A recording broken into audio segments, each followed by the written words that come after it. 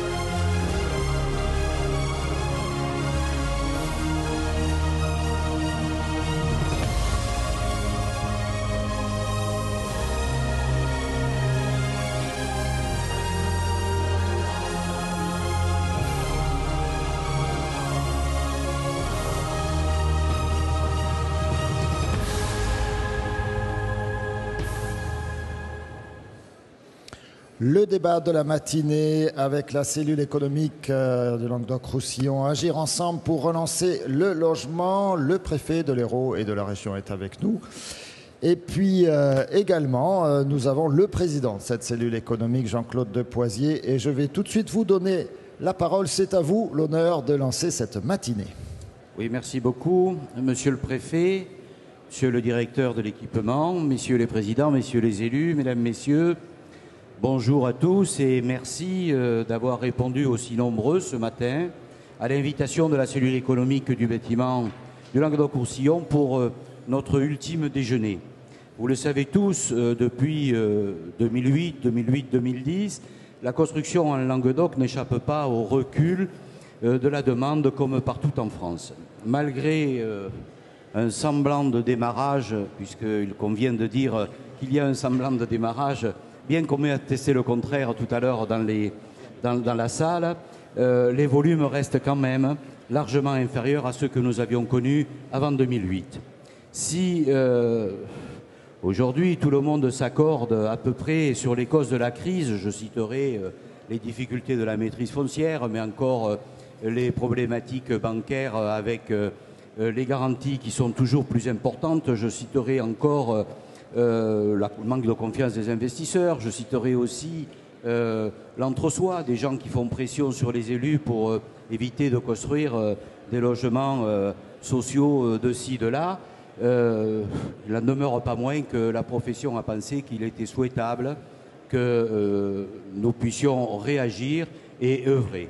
Donc les familles du bâtiment ont convenu qu'au travers des petits déjeuners, de relayer le plan de relance du gouvernement et d'essayer de trouver ensemble ou d'apporter ensemble des solutions. Donc après Perpignan, après Carcassonne et Nîmes, je crois que c'est dans l'ordre, je suis heureux aujourd'hui à Montpellier que se tienne ce dernier déjeuner. Bien sûr, ce déjeuner bénéficie de l'aura du congrès des HLM et ça donne toute la symbolique que l'on peut mettre autour de ça.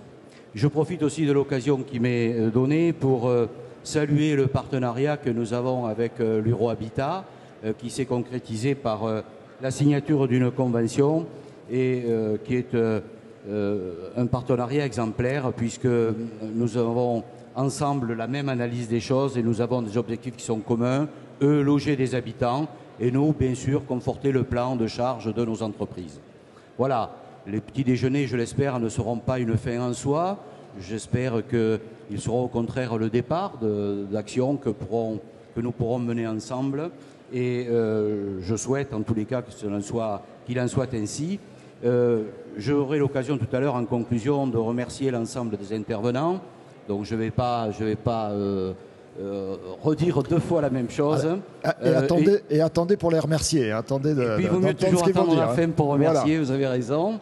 Mais bon, je ne vais pas être plus long que ça et je vais laisser d'abord vous laisser la parole. Je pensais que c'était à Maryse que j'allais laisser la parole, mais non, c'est à vous.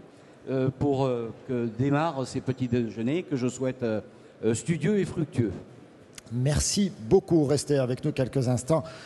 Monsieur le préfet, il y a donc un petit peu moins d'un an, le gouvernement, devant la crise manifeste du logement, a décidé la mise en place d'une série de mesures. Peut-être il serait utile de les rappeler et de voir comment elles se sont distillées dans le tissu économique. Alors, je ne vais pas rappeler le catalogue des mesures du plan pour le logement que Mme Pinel avait présenté en février dernier, parce que je crois que les professionnels qui sont ici les connaissent. Mais ce que je tiens à redire, c'est l'engagement du gouvernement, à la fois pour favoriser la construction, soutenir le secteur économique du logement social et du bâtiment en général, et en même temps se préoccuper du besoin de nos compatriotes, d'abord à trouver un logement et ensuite à trouver le logement le plus adapté au meilleur coût. Il y a ces deux dimensions. Et puis il y a une dimension écologique qui s'ajoute à la dimension économique de soutien à la filière et sociale d'accession au logement. Cette dimension écologique, elle est à la fois liée à la vulnérabilité énergétique d'un certain nombre de nos logements, et puis elle est liée aux nécessités de l'heure, éclairées par la grande conférence CAP 21 que nous aurons l'honneur d'organiser en France en décembre prochain. Alors, restez avec nous quelques minutes. Je vais proposer à M. Depoisier de rejoindre l'assistance, et j'appelle Didier Kruger ainsi que Jacques Bagui et Xavier Eudes à nous rejoindre sur scène. Restez avec nous quelques minutes avec Didier Kruger, directeur régional de la DREAL, direction de l'environnement, de l'aménagement et du logement, votre pendant, si je peux me permettre, pour le département de l'Hérault, M. Eudes, et puis Jacques Bagui, directeur de la cellule économique, que tout le monde ici, bien sûr, connaît. Alors, Didier Kruger, on va commencer avec vous. Donc, ces mesures prises il y a un petit peu moins d'un an, elles ont commencé à donner quelques effets sur la région. Vous avez pu mesurer, j'entends parler d'un frémissement. Vous pouvez nous en dire un petit peu plus? Oui. D'abord, ce que je voudrais vous dire, c'est que le plan de relance, ce n'est pas un objet nouveau. Ce n'est pas un objet à la mode qui arriverait maintenant et dont on parlerait parce qu'on a un congrès et que ça vient bien. Il est le fruit d'une longue gestation. Déjà, en printemps dernier, ce plan de relance a été imaginé en printemps 2014. Il a été affiché beaucoup plus officiellement en août 2014. Et comme le disait monsieur le préfet de région tout à l'heure, il a fait l'objet de 3 petits déjeuners de la cellule économique, donc ça c'est le 4e, en parallèle du Tour de France qu'a exécuté la ministre Sylvia Pinel de la relance de la construction. Donc on a vraiment une action coordonnée et comme vous le dites tout à l'heure, la question que vous posez, effectivement, on commence à sentir les frémissements de les effets de ce plan de relance. Je tiens à dire que c'est un ensemble de mesures coordonnées sur tous les segments du logement. C'est ça qu'il y a de bien dans ce plan de relance, c'est qu'on ne s'intéresse pas que à la construction de logements sociaux ou que au foncier, mais c'est bien un ensemble qui va aussi bien sur les comportements que sur la construction, sur le soft et sur le hard, si je peux me permettre. Voilà ce que je peux vous dire. Maintenant, les effets, soyons quand même très prudents, parce que tout plan de relance qu'il soit, il est tributaire des effets qui dépassent d'ailleurs le cadre de l'économie de notre pays. Bien sûr, il y a un effet de conjoncture qui peut, c'est l'effet papillon de l'économie d'aujourd'hui. Un frémissement en Chine la chute de Volkswagen peut avoir des effets sur le logement en Languedoc-Roussillon. Bon, je fais peut-être un petit raccourci. On va en reparler tout au long de cette matinée. Il y a aussi des spécificités entre les territoires ici dans la région et peut-être un écart, on peut peut-être commencer à l'évoquer, entre ce qui se passe sur Montpellier, le Grand Montpellier, puis ce qui se passe ailleurs dans la région. Oui, tu en parleras plus tard ? Ok. Non, ce qu'on peut dire effectivement, c'est qu'il faut avoir une approche pas dogmatique sur ces questions. Il faut regarder les besoins, à quel endroit. ils se portent, et éviter de reconduire des politiques systématiques qui finalement ne sont pas adaptées, visent à développer le périurbain alors que peut-être justement on a besoin de concentrer le logement près des équipements, près des transports pour éviter le mitage, pour éviter les atteintes aux terres agricoles, etc. Donc effectivement, il faut chaque fois avoir une attitude adaptée au territoire qu'on a à gérer. Quand bien même on s'inscrit dans une politique nationale. Et c'est toute la difficulté, ce qui fait l'intérêt des services de l'État de terrain que nous représentons, c'est justement de trouver ces marges d'adaptation locales pour que la politique soit intelligemment appliquée et pas de manière dogmatique. Et on s'y emploie avec monsieur le préfet de région, bien entendu. Xavier Eudes, alors resserrons notre regard sur le département de l'Hérault avec là encore des territoires qui sont très très différents. Oui, alors Didier Kruger l'évoquait, un certain nombre de mesures sont prévues dans ce plan de relance.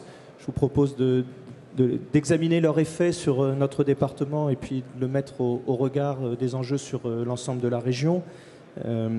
D'abord, en ce qui concerne l'accession à la propriété au travers de la mobilisation du prêt à taux zéro qui, comme vous le savez, peut être mobilisé au travers de deux natures d'opérations. Pour le neuf, depuis l'origine, octobre 2014, toutes les communes sont concernées par ce programme avec des éléments renforcés, le relèvement du montant de l'achat, la quotité du prêt, le plafond de revenus, etc. Et puis, depuis janvier 2015, un élargissement de ce prêt à taux zéro pour les communes rurales sous condition de rénovation de l'habitat. Et pour ce qui concerne notre territoire, c'est donc 84 communes qui sont concernées ce sont les communes qu'on voit en sombre là. Tout à fait, ce sont les 84 communes en sombre. Et vous avez dans le cartouche l'ensemble des communes concernées sur le Languedoc-Roussillon, plus de 330 communes. Et ce plan produit ses effets puisque en 2014, ce sont plus de 1000 prêts à taux zéro qui ont été accordés sur le département, ce qui correspond à peu près à la moitié de l'offre sur le Languedoc-Roussillon.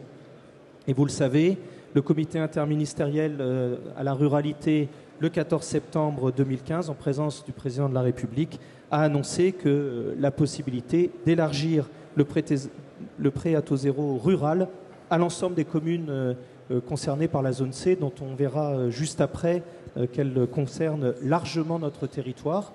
Une mesure comme celle-là qui a été annoncée, vous en espérez un impact fort, vous l'avez mesuré? Alors aujourd'hui, il n'est pas mesuré. Didier Kruger disait qu'on sent les frémissements. Vous pouvez constater sur la carte qu'on avait juste tout à l'heure qu'on double de fait la surface concernée par cet élargissement. Donc on peut s'attendre à doubler l'effet de l'offre prêt taux zéro qui a été mesurée en 2014. Donc là, un effet levier significatif de cette mesure. Une autre proposition de l'accession à la propriété, c'est l'abaissement de la TVA pour les primo-accédants sous condition de ressources, puisque dans les quartiers prioritaires de la politique de la ville, la TVA initialement fixée à 20% est abaissée à 5,5% et ça concerne 22 quartiers prioritaires dans l'Hérault, plus de 60 en Languedoc-Roussillon et là aussi, nous l'espérons, donc un effet levier à ce dispositif. Au-delà, peut-être, je poursuis l'examen, au-delà de l'offre qui est proposée aux primo-accédants, un certain nombre de dispositifs est basé sur le zonage. On peut avoir des lectures différentes des cartes. Ça, en l'occurrence, c'est celle de clé de 12. Hein. En l'occurrence, contrairement à la progression de l'Albopictus, c'est une contagion qui est ici espérée par les services de l'État, la contagion au dispositif PTZ. L'offre de... Messieurs les congressistes, la séance plénière Regard croisé européen, tous solidaires face à l'enjeu climatique, va commencer. Nous vous invitons à rejoindre la salle plénière située dans le hall A1. Excellent sujet, n'est-ce pas? Vous le soulignez, Monsieur le Président. Je vous rassure, ils nous entendent aussi parfois en plénière. Hein, donc voilà, c'est pas qu'on fait la compétition, mais bon. Le zonage ABC est une clé d'entrée dans le dispositif d'investissement locatif soutenu par notre ministre. Et aujourd'hui, avec son élargissement à plus de 76 communes du département, vous voyez l'évolution octobre 2014 en haut à gauche et après octobre 2014 sur les cartouches en bas à droite. L'offre a largement été élargie. On a classé 25 communes en zone A, ce qui n'était pas le cas de notre territoire précédemment. Et la zone B1 a été aussi largement élargie. On a maintenant sur la région plus de 207 communes concernées par ce dispositif, 76 dans le département, avec un dispositif aussi plus attractif, avec l'abaissement à 6 ans de la durée de l'engagement, évidemment à des conditions fiscales moins intéressantes, 12% de réduction d'impôt seulement, mais qui monte à 21% pour les engagements plus long terme à 12 ans. Et là aussi... Juste une question. On voit bien l'idée. Hein, vous avez élargi les zones concernées par ABC. Pourquoi Montpellier, c'est rouge? Très directement lié. C'est des zones A++. Très directement lié. C'est comme les notations chez Moody's, non? Ça n'a rien à voir. C'est directement corrélé à l'Observatoire du prix des loyers dont nous disposons sur notre département. Et vous pourrez constater une corrélation parfaite entre les propositions de classement A, B1 et B2 avec la proportion des loyers, puisqu'on est aux alentours de 12-13 euros du mètre carré sur le secteur de l'agglomération montpelliéraine. On est aux alentours de 10-11 euros dans le secteur B1 et de 8 à 9 euros dans le secteur B2, et donc ce qui correspond exactement au plafond proposé par le dispositif. Et donc je le disais, là aussi ça fonctionne, puisque, alors là c'est plus du frémissement, c'est une embellie. On est passé de près de 700 dispositifs au premier semestre 2014 à plus de 1200 à l'échelle de la région. C'est 75% d'augmentation grâce à cet élargissement. Et donc là, un effet levier manifeste de ce dispositif.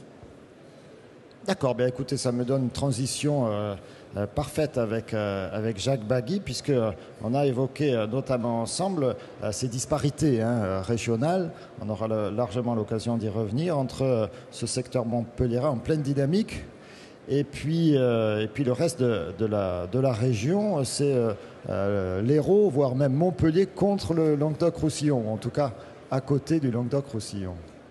Oui, merci. Donc, je vais vous présenter quelques diapositives qui vont planter un peu le décor du secteur de la construction et de l'immobilier en général. Donc, première diapositive, c'est un rappel des mises en chantier depuis une quinzaine d'années sur la région Languedoc-Roussillon. Donc, si le graphique veut bien apparaître, ça m'arrangerait bien. Donc, en fait, ce graphique vous montre une évolution depuis 15 ans avec des mouvements très erratiques. Vous voyez effectivement qu'on est sur des stop and go quelque part, avec une pointe qui est à peu près datée d'avant la crise, donc fin 2007, avec je dirais la fin du cellier notamment. On se retrouve actuellement avec effectivement ce léger frémissement que l'on commence à sentir à fin juin 2015 avec un petit redressement, mais qui est quand même encore à confirmer. On est sur des niveaux de construction qui sont proches de ceux de l'année 2000, donc avec un tiers de baisse des mises en chantier par rapport à 2008. Et si on regardait sur une période un peu plus ancienne, on est à la moitié de la construction par rapport à la fin des années 80, à l'époque où on construisait notamment le littoral. Donc pour les entreprises, c'est pas neutre d'avoir des évolutions aussi importantes. Et s'il fallait aussi apporter une petite précision, ce graphique montre le total des mises en chantier. L'individuel est plus en souffrance actuellement que le collectif. Deuxième graphique que je voulais vous montrer, donc après cette vision régionale, qui masquent des réalités départementales, on a des évolutions départementales qui, de fait, sont très différenciées. Et quand on regarde sur la même période, donc de 15 ans, vous voyez que sur les 5 départements de la région, seul l'Hérault échappe à la baisse tendancielle de la construction. Donc il est quand même intéressant de constater que les stimulus ou les stimuli qui poussent à la construction sont identiques d'un département à l'autre. Autrement dit, l'essor démographique, il se vérifie quel que soit le département. Le desserrement des ménages, il se vérifie quel que soit le département. Le besoin de renouvellement des logements vacants se vérifie partout. En revanche, donc, 4 départements sur 5 sont tendanciellement à la baisse et l'Hérault tire la tendance régionale. Et quand on regarde un peu plus dans le détail, on peut constater par exemple que les Pyrénées-Orientales font pratiquement jeu égal avec le Gard, alors que la population est quand même bien moins importante sur ce département. Et dernier élément, s'il fallait se convaincre de ces dynamiques différenciées, quand on regarde à fin juin 2015 pour 1000 habitants, on construit un rythme annuel en gros 4,5 logements dans le Gard, alors qu'on en construit 10,4 dans l'Hérault. Donc c'est quand même tout à fait considérable comme différence. Autre élément, autre diapositive, on parlait de la prédominance de l'Hérault. Elle se vérifie au travers de ces 2 graphiques. Quand on regarde donc le graphique de gauche, le poids du département dans le total des mises en chantier sur la région depuis une quinzaine d'années, on s'aperçoit qu'on est à mi-2015 sur des sommets, puisque près de 57% du total des constructions du logement en Languedoc-Roussillon se concentrent sur le département de l'Hérault.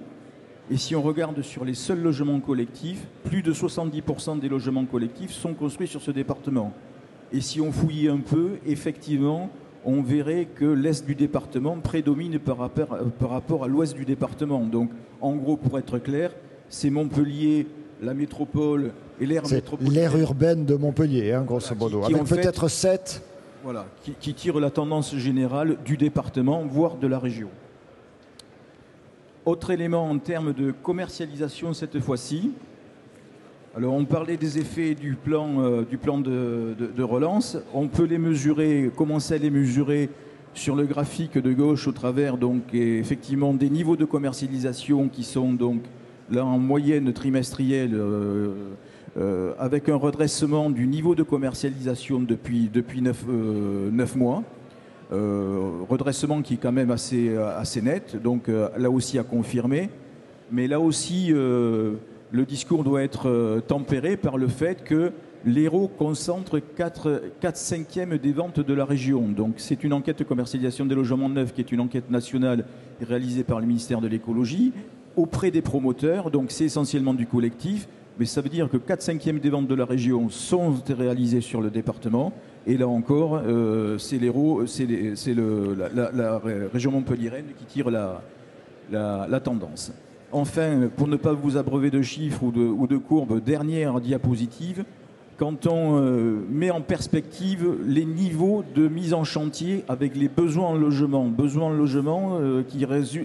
qui ressortent d'une étude réalisée par l'Adréal en 2014, on s'aperçoit que sur la séquence 2000-2010, 2009, on est sur des niveaux de construction qui sont légèrement supérieurs aux besoins, en particulier sur les années 2006-2007.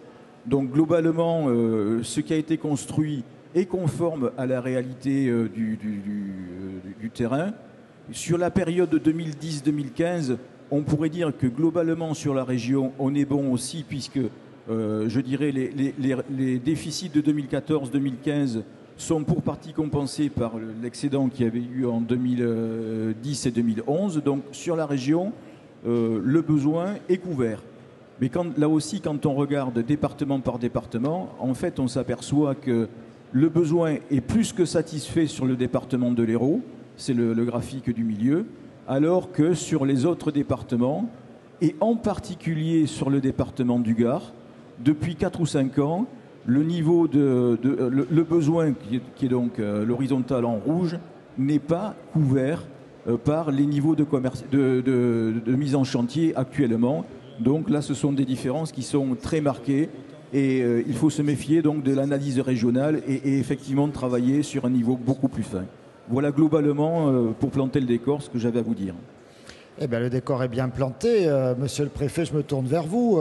Attendez, on a une petite remarque là. Vous comptez les constructions des villas pieds dans l'eau. Merci Clé 12 de nous rappeler que nous sommes aussi une région soumise aux aléas climatiques. Monsieur le préfet, vous avez les deux casquettes. On va laisser le... Vous avez, je disais, les deux casquettes, celle de... Parce que les préfets, ça a des casquettes, hein, rassurez-moi. Bon, pas tous les jours, mais vous avez celle donc, de préfet de l'Hérault. Là, ce serait une casquette plutôt heureuse, hein, on le voit. Les chiffres sont... ça peut être mieux, mais enfin, c'est pas si mal, on regarde les besoins. Et puis, votre casquette de préfet du Languedoc-Roussillon, celle-là, elle fait un peu la grimace. Les préfets, ils sont toujours heureux d'être préfets, mais ils ne sont pas toujours satisfaits de la matière qu'ils ont à traiter. Je rebondis sur le dessin là, de notre talentueux accompagnateur. Les pieds dans l'eau, ça fait partie du sujet, parce que on a notamment sur la bande littorale un foncier qui est à la fois cher et puis très contraint par un certain nombre de dimensions, risques, oui. Comme le risque, comme les protections naturelles. Ouais. C'est un des éléments du dossier et qui rend complexe la construction, toutes les constructions, mais notamment la construction de la production de logements sociaux. On partage le constat fait par Monsieur Bagui, évidemment, et notamment d'une forte baisse des mises en chantier dans la région, sauf à Montpellier et dans l'Hérault. Baisse qui est paradoxale parce qu'on a un grand dynamisme économique, on a un besoin sociologique de desserrement des ménages, on a des gens qui veulent arriver et on ne construit pas, on ne produit pas assez. Notre responsabilité est de réduire cet écart. On peut se satisfaire d'une situation qui est statistiquement honorable dans le département de l'Hérault, mais je rappelle qu'on a à peu près 50 000 logements sociaux dans ce département de l'Hérault et qu'on a quand même 30 000 demandeurs de logements sociaux non satisfaits. Il y a aussi un stock de demandes non satisfaites. Donc on a un stock de demandes que la production annuelle actuelle ne suffit pas à éponger, à résorber. Il nous faut donc dynamiser absolument tous les secteurs qui peuvent concourir à mettre à disposition du logement social. Il faut favoriser évidemment la mise à disposition du foncier public, c'est ce qu'on fait, mais ça a quand même des limites. Il n'y en a pas des centaines et des centaines d'hectares, mais on fait des belles opérations qui sont vraiment à un prix très intéressant pour les communes qui s'en saisissent, comme à Montpellier avec la vente de la caserne Selle-Neuve là, qui est en train d'être finalisée avec la ville. Mais au-delà de ça, il faut favoriser l'accession à la propriété, il faut introduire de la mobilité. On a un très faible taux de mobilité dans les logements sociaux de l'Hérault. Il touche à 8% à peu près. Donc les gens, ils y sont bien. Ils peuvent avoir du mal à se loger par ailleurs, donc ils ne bougent pas. Il y a un très très faible taux de vacances qui est moins de 2% aussi. Donc tout ça est assez coincé. Il faut remettre de la fluidité dans le système. Accession à la propriété, mixité sociale, enfin, il faut favoriser ça. Bien évidemment, il faut multiplier tant qu'on peut l'offre de logements et toutes sortes de logements parce que il faut des logements adaptés, il faut du collectif, il faut du diffus, il faut de la rénovation, il faut agir sur tous ces secteurs comme on l'a déjà dit. Merci beaucoup à tous les quatre. Je vous propose de rejoindre l'assistance et puis je vais inviter d'autres professionnels à nous rejoindre. J'appelle Xavier Bringer, le président régional de la Fédération des promoteurs du Languedoc-Roussillon, également Hervé Vanal de Vérelde pour le SNAL, les aménageurs lotisseurs, ainsi que Serge Nauge, le président régional de l'Union des maisons françaises, et Denis Rey, la puissance invitante, si j'ose dire, le directeur régional d'Uro Habitat.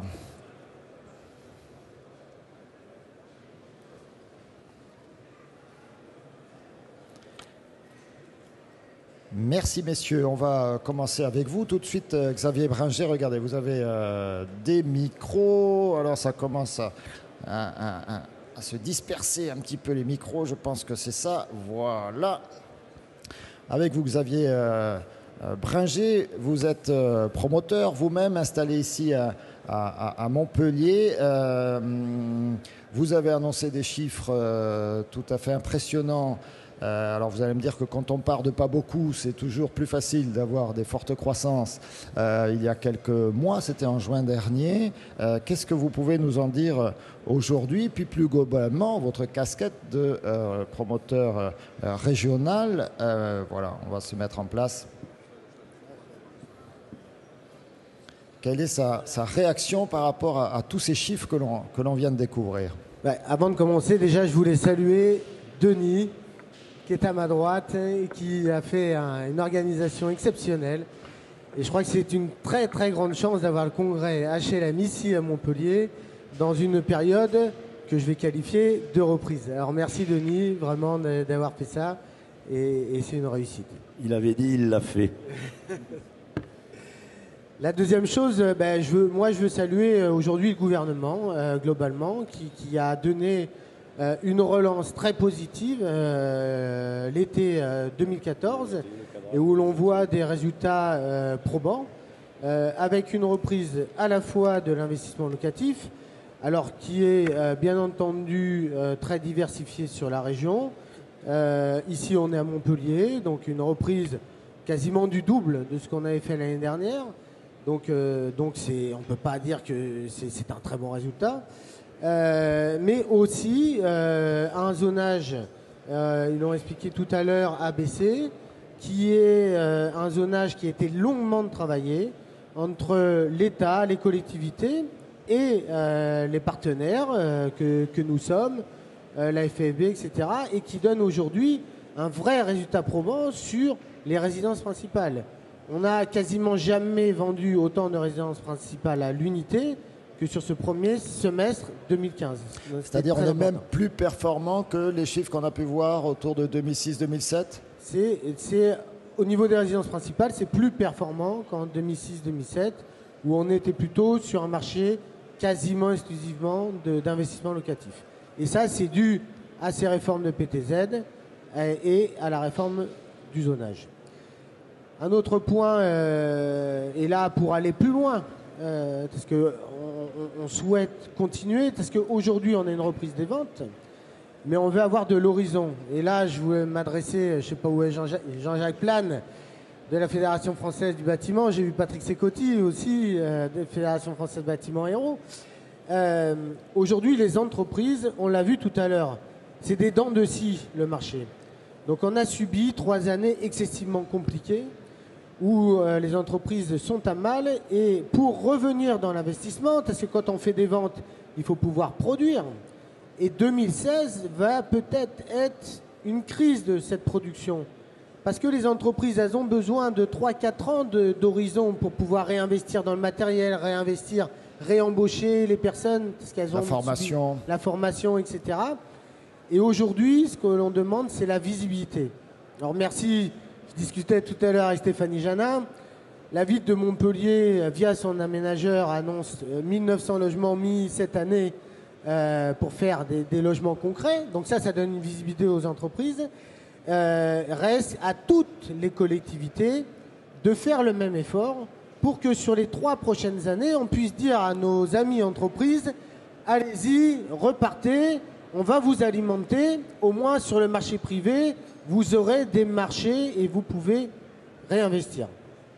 Et j'en profite d'être dans ce panel pour faire 3 propositions. On parlait tout à l'heure des quartiers prioritaires de la ville. On a une limitation à 300 mètres pour avoir le TVA à taux réduit.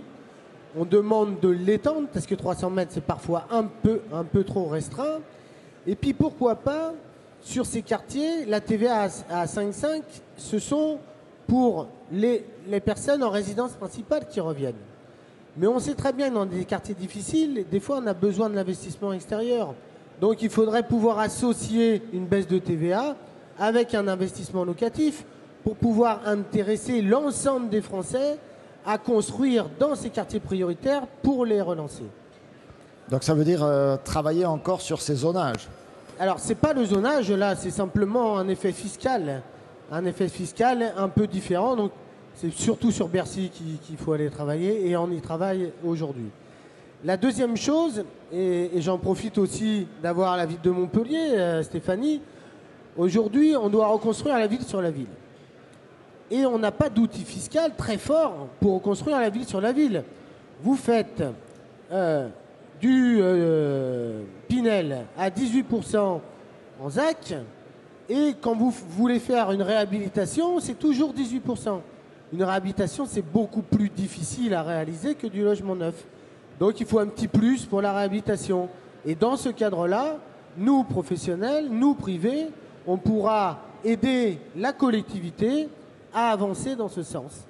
Donc autant passer de 18 à 25 pour qu'il y ait vraiment une différenciation pour inciter à faire de la réhabilitation ou un programme, au lieu de durer 1 an, et ben, il dure 3 ans parce que c'est plus compliqué, parce qu'il y a plus de risques, parce qu'il y a plus d'incertitudes.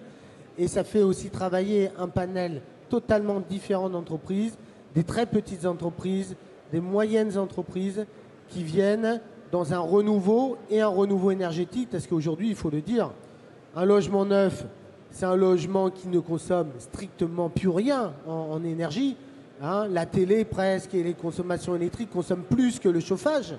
Par contre, en réhabilitation, la passoire énergétique, elle est là-bas. Alors je crois qu'il y avait Madame Royal qui devait venir, je ne sais pas si c'est confirmé, mais c'est très important de pouvoir relancer ces réhabilitations. 1, pour refaire la ville sur la ville. 2, pour pouvoir accompagner cette rénovation énergétique. Et c'est un promoteur qui s'engage pour la réhabilitation. C'est un promoteur qui s'engage pour la réhabilitation. C'est bien. Et pour le logement social, parce que nos effets sont liés. Je finirai sur la réforme du zonage. Il est totalement absurde aujourd'hui d'avoir un zonage ABC totalement différent du zonage 1, 2, 3. On est liés. Quand on fait du logement privé, généralement la demande du logement social, c'est la même au même endroit. Il faut harmoniser ces zonages, absolument. Donc il y a encore beaucoup de travail en termes législatifs, en termes réglementaires, en termes de zonage, en termes d'adaptation de la fiscalité. On vous écoute, on vous entend à Bercy et dans les ministères. Je crois qu'aujourd'hui, tout le monde a pris en compte que le logement en France était une priorité. Je crois que le discours de Madame la ministre, Madame Pinel, hier, disait qu'il faut aider cette construction, que ça soit sur l'ensemble du parcours résidentiel. Je crois qu'on a des bonnes dispositions et des bonnes personnes et des bonnes collectivités autour pour pouvoir améliorer. Et puis, Monsieur le Préfet, ici présent, a beaucoup œuvré. Et je sais qu'il œuvre beaucoup auprès des collectivités pour continuer à construire. On enchaîne avec Hervé Van Aldevelde du groupe Angelotti, président régional du syndicat des aménageurs lotisseurs. Votre constat, vous, à la fois par rapport à toutes ces problématiques de réglementation, de zonage, et puis plus globalement sur la conjoncture régionale? Alors, comme les promoteurs, nous, en tant qu'aménageurs, on salue la révision du zonage qui bénéficie aussi bien aux investisseurs qu'aux accédants, puisque le zonage permet des pondérations et des majorations du prêt au zéro. Et ça a eu un effet très significatif, même s'il est certainement plus fort sur le collectif que sur l'individuel. J'ajouterais que dans les opérations d'aménagement périurbain, on a plutôt une tendance à développer l'individuel et qu'on a là une majorité de primo-accédants et que je souligne le fait qu'aujourd'hui c'est une population fragile au niveau financier, les gens manquent d'apport et les banquiers sont de plus en plus frileux. Donc on a besoin du soutien de l'État là-dessus. Les banquiers sont de plus en plus frileux, alors même qu'aujourd'hui les taux sont extrêmement bas, ce qui peut réduire les risques en termes de remboursement. À mi-juin avaient fait leur objectif de l'année parce qu'ils ont fait du refinancement. Et donc la hausse des taux auquel on assiste depuis le début de l'été n'est pas un effet d'argent plus cher, c'est qu'ils reconstituent leur marge. Et ils sont beaucoup plus sélectifs sur les clients. Donc il faudra qu'on invite des clients avant la fin du congrès. Absolument. Des banquiers, pardon. Il faudra qu'on invite des banquiers surtout. avant la fin du congrès. Inviter les banquiers. Parce que là, ça y est, on commence à dire des trucs sur eux, donc il faut les faire venir. Pour dire qu'on a absolument besoin du soutien de l'État et une nouvelle fois de Bercy sur le maintien du PTZ+, et des aides au logement qui sont vitales pour des clientèles qui sont à la marge entre le logement social et l'accession à la propriété. Relancer le logement, pour nous, ça passe par du foncier abordable, adapté aux charges foncières dont on a besoin, aussi bien pour le social que pour l'accession. Et aujourd'hui, notre inquiétude, un petit peu comme le disait Xavier sur l'avenir, on voit venir une crise de la disponibilité foncière. Pourquoi? J'y vois 4 raisons essentielles. D'abord, il nous faut des élus volontaristes. On ressent maintenant depuis presque 1 an et demi que les élections municipales sont passées, beaucoup d'élus frileux sur l'ouverture de l'urbanisation pour différentes raisons qui s'accumulent. D'abord, la diminution des DGF fait que l'arrivée de population engendre des besoins d'équipements publics qu'ils ne pourront pas assumer s'ils n'ont pas de ressources. Ensuite, certains élus voient mal les effets induits de certains éléments de la loi Allure, c'est-à-dire qu'aujourd'hui, la suppression des surfaces permet beaucoup de divisions foncières, donc, notamment en périurbain où il y avait des grandes parcelles. Aujourd'hui, c'est un petit jeu d'aller découvrir. Si la maison n'est pas en plein milieu du terrain, les gens produisent 2 ou 3 terrains, et c'est une croissance de disponibilité foncière qui n'est absolument pas maîtrisée. Est-ce que ces terrains sont bien équipés en réseau? Ces permis-là ne feront pas l'objet de pourcentage de logement social et c'est complètement immaîtrisé. Donc aujourd'hui, c'est un enjeu d'arriver à maîtriser cette production diffuse qui est très difficilement quantifiable et qui vient en opposition avec une ouverture à l'urbanisation ordonnée, je dirais, dans le cadre d'opérations de vrais projets. Et dernier point sur le sujet des élus, ils ont envie d'être élus et ils ont une pression forte de leur population pour ne pas avoir arrivé de logement dit social, alors que c'est du logement aidé, mais enfin ça fait peur aux populations existantes.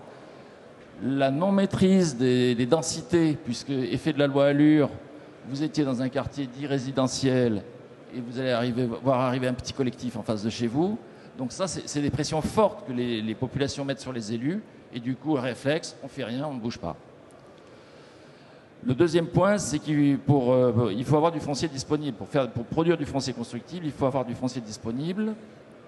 Or, on va assez logiquement, dans une logique de maîtrise et de non-consommation des terres agricoles et autres, on a des strates administratives, le SCOT, le PLU, ça c'est normal, je dirais.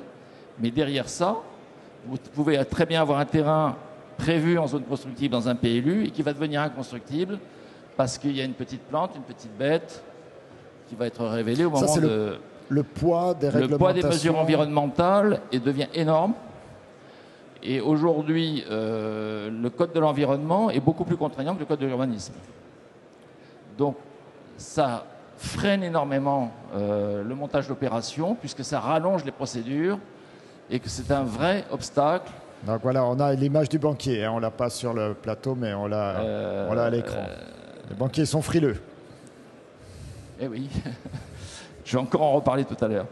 Les mesures, les procédures, je veux dire, l'empilage des procédures devient très très lourd et très très long. Lancer une ZAC pour un élu, c'est souvent prendre le risque de ne pas la voir sortir sur le mandat. Il faut être conscient de ça. Donc il faut impérativement avoir un deuxième mandat, donc il faut qu'il soit réélu. Pas fâcher sa population, donc il ne faut pas faire de ZAC. Enfin, ça se mord la queue, quoi, votre histoire. C'est ce qui complique le sujet. Et puis, dernier point, et j'en reviens sur le petit schéma amusant, là, il nous faut des banquiers qui aient envie. Or, la confiance ne règne pas dans le monde de la finance aujourd'hui. Et les banquiers sont de plus en plus exigeants de la part des opérateurs, avec des apports de fonds propres qui augmentent, des pourcentages de précommercialisation qui augmentent, et ce qui rallonge les délais de sortie d'opération.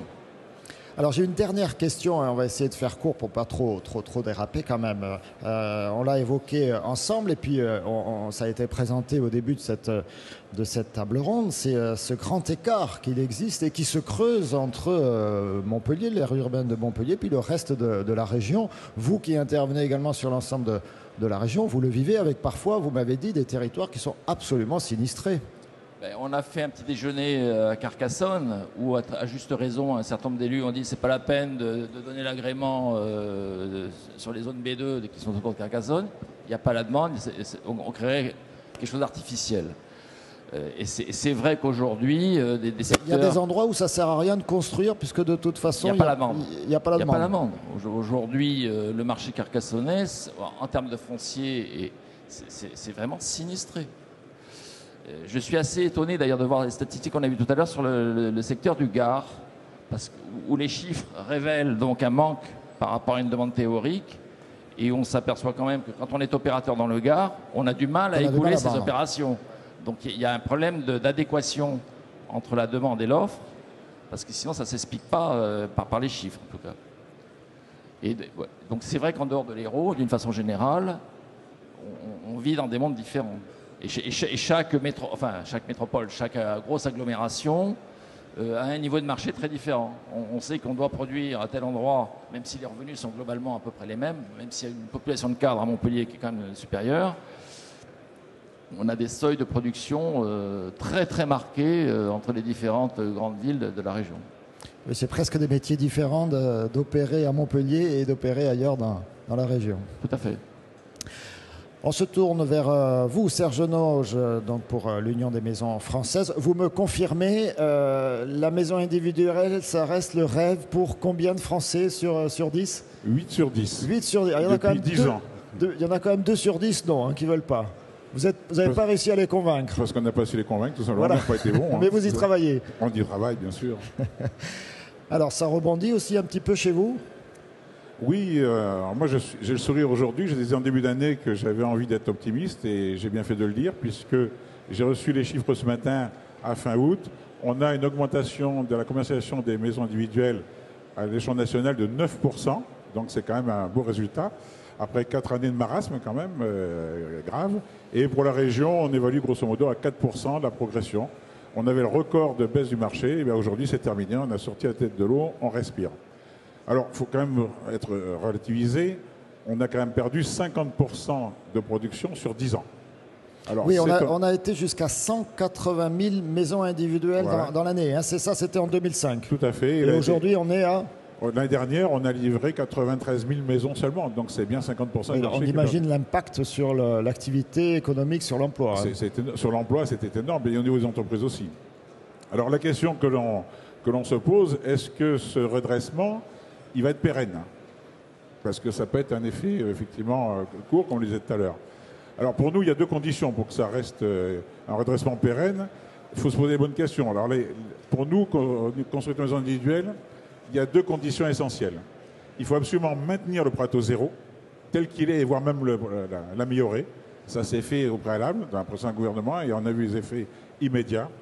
Et le deuxième, je n'ai pas pu rencontrer Mme Pinel hier, mais je me souviens quand je l'avais interpellée au mois de février sur l'APL, l'accession, elle m'avait dit que ce n'était pas l'ordre du jour. Or, aujourd'hui, on s'inquiète puisqu'on reparle de l'accession, de l'APL accession, et on parle de la supprimer. Or, aujourd'hui, si on supprime l'APL accession, qui coûte, il faut le reconnaître, moins cher qu'une APL de locataire, eh bien, on va refaire des gringolades de marché, et c'est pas ce qu'il faut faire aujourd'hui.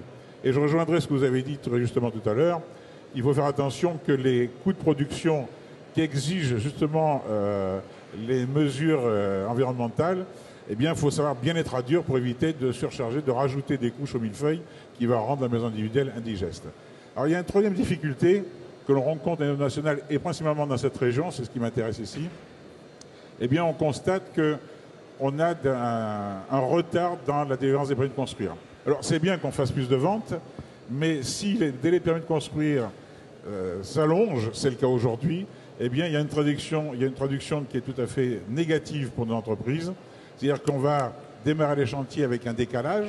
Donc, les ventes, c'est bien, c'est les dossiers dans les placards. Ce qu'on veut faire, nous, c'est créer des chantiers ou des chantiers. Donc, au niveau de la trésorerie des entreprises, c'est pas bon. C'est pas bon au niveau de la main-d'œuvre locale, puisque nous travaillons, je répète, avec des entreprises artisanales locales. On ne fait pas d'appel d'offres, on travaille avec des gens locaux. Eh bien, ça retarde aussi la signature de ces marchés et ça crée aussi un problème à ce niveau-là. Il faut absolument qu'on réagisse et qu'il y ait une réflexion nationale pour comprendre pourquoi, en ayant moins de maisons, moins de permis de construire, les délais sont plus longs. C'est incompréhensible. Oui, c'est vrai, ça c'est. Ah bah oui, c'est logique. C'est une excellente question. Eh bien, alors vous l'avez demandé au service de l'État, au service des collectivités locales? C'est ce que vous disiez tout à l'heure, c'est les réglementations successives, leur accumulation? C'est pas ce que je constate dans la maison individuelle. Enfin, à mon niveau, je constate qu'on nous demande des pièces qu'on a déjà données. On attend la fin du premier mois pour redemander des pièces qui n'ont pas lieu d'exister du reste. Il y a des abus de pouvoir. Je m'en étais exprimé auprès d'un ministre du Logement qui avait dit qu'elle était au courant, qu'elle allait faire le nécessaire. Le nécessaire, aujourd'hui, je ne l'ai pas encore vu, moi, personnellement.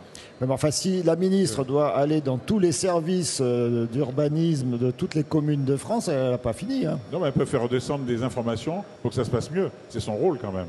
Ouais. Monsieur... On a un effet cette année sur le transfert des instructeurs, puisque l'État, depuis l'été, n'est plus en charge automatiquement des instructions de permis. Et donc il y a la mise en place de services instructeurs au niveau des collectivités, avec des problèmes de formation et de mise en route, qui, je pense, expliquent cette année... Donc pour simplifier, là pour l'instant ça a complexifié, c'est ça?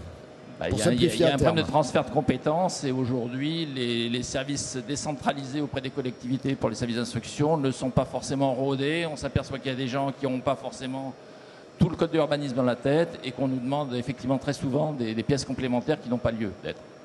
Un petit peu de patience, monsieur Noge, la formation arrive. C'est la trésorerie de nos entreprises qui doit être patiente, en l'occurrence. C'est pas l'idéal. Une petite question.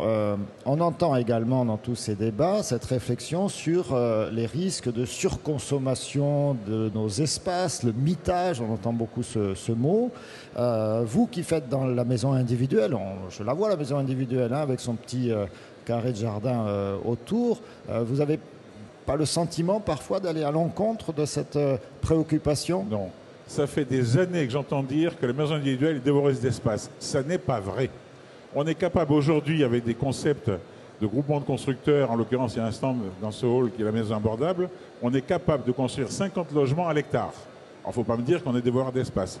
Le phénomène aujourd'hui, c'est que la traduction mécanique du nouveau Prato Zéro d'octobre 2014 permet de revoir revenir de la prime accession modeste. Or, cette prime accession, les terrains quand même dans la région sont chers.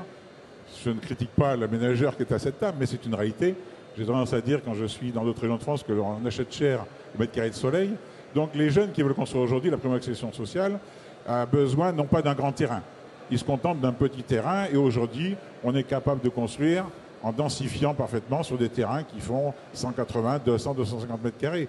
Il y a des groupements d'opérations qui se font, y compris d'ailleurs avec des logements sociaux que l'on est capable de faire en maison individuelle.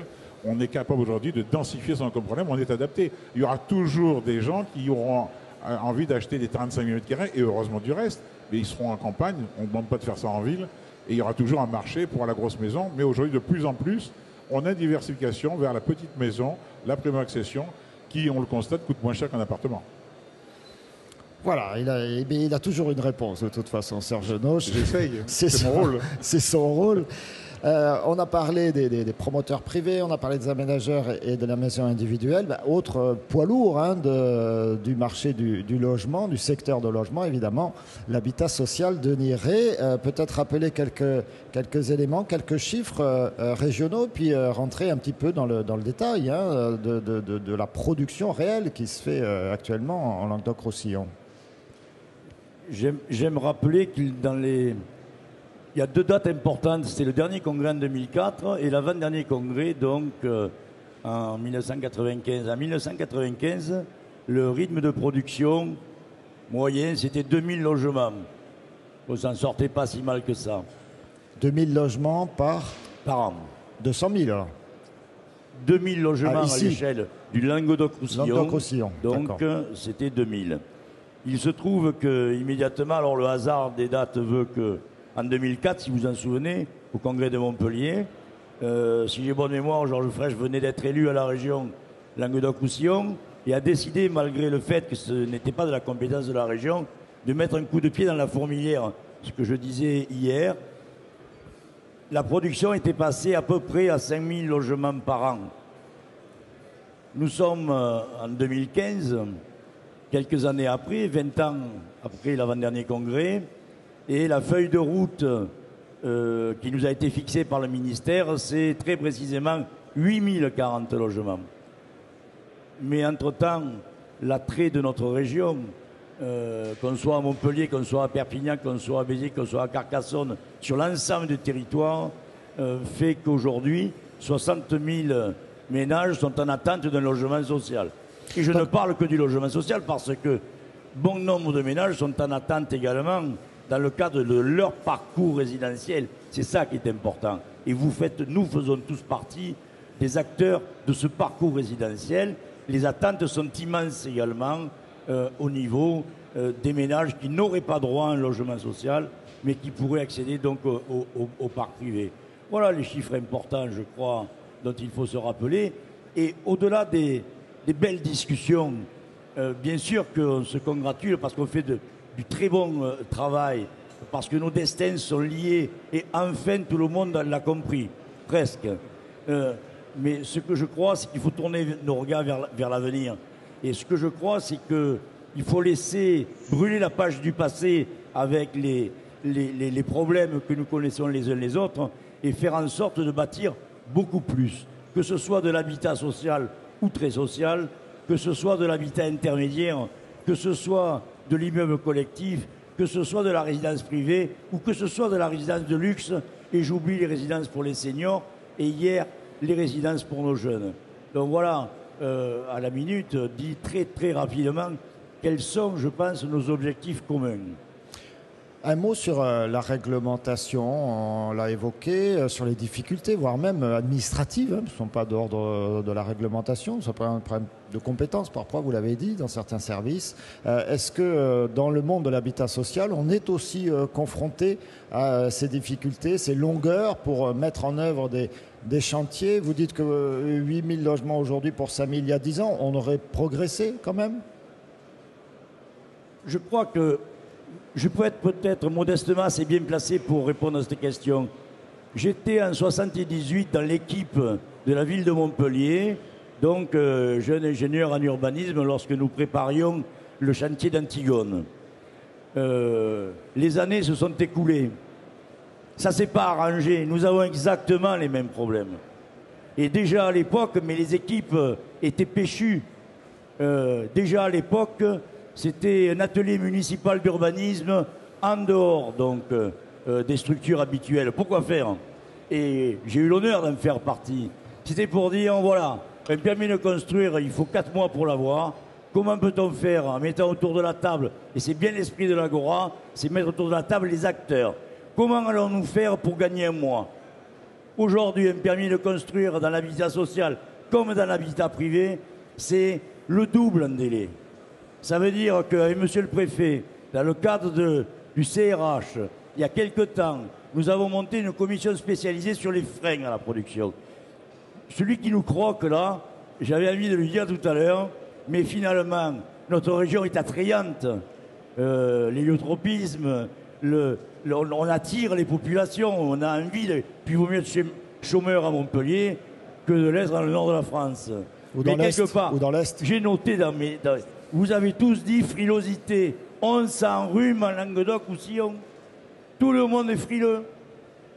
Et je vais faire un clin d'œil à nos élus parce que je suis issu de cette famille. Quelque part, c'est vrai qu'un certain nombre d'élus sont frileux. Ils sont frileux un an avant l'élection. Ils ont très froid pendant l'élection. Et après l'élection, pour ceux qui sont élus, ils se découvrent un peu, mais ils mettront du temps. Comme il y a une élection tous les ans, ça veut dire qu'on s'enrhume tout le temps, donc en Languedoc-Roussillon. C'est quand même extraordinaire, ça, monsieur Castelli. Surtout moi qui habite en Alsace, hein, j'ai du mal à comprendre. Hein. Je vais changer la donne. Je vous pose une question. Savez-vous ce que cherche un élu? Alors, quelle mais casquette il cherche je mets? à être réélu. L'élu cherche, mais c'est naturel. À droite, à gauche, pas trop à droite dure quand même, mais il cherche à être réélu.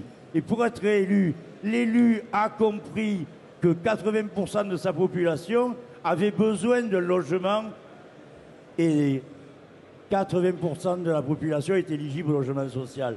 Et s'il n'est pas sourd, il va entendre que sa population, le jour du vote, elle lui demandera, monsieur l'élu, qu'est-ce que vous avez fait pour me loger? Qu'on soit dans l'habitat social, qu'on soit dans l'habitat privé, que l'on soit dans la maison individuelle.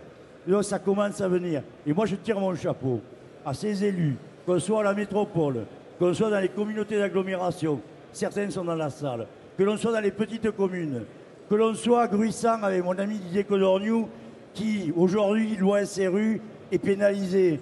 Mais il n'y était pas à Codorniou à l'époque. Ses prédécesseurs n'ont pas fait le boulot. Donc voilà, je veux tirer mon chapeau à l'ensemble de ces élus parce qu'aujourd'hui, je sais qu'ils mouillent la chemise et ce congrès est fait pour qu'ils la mouillent encore un peu plus.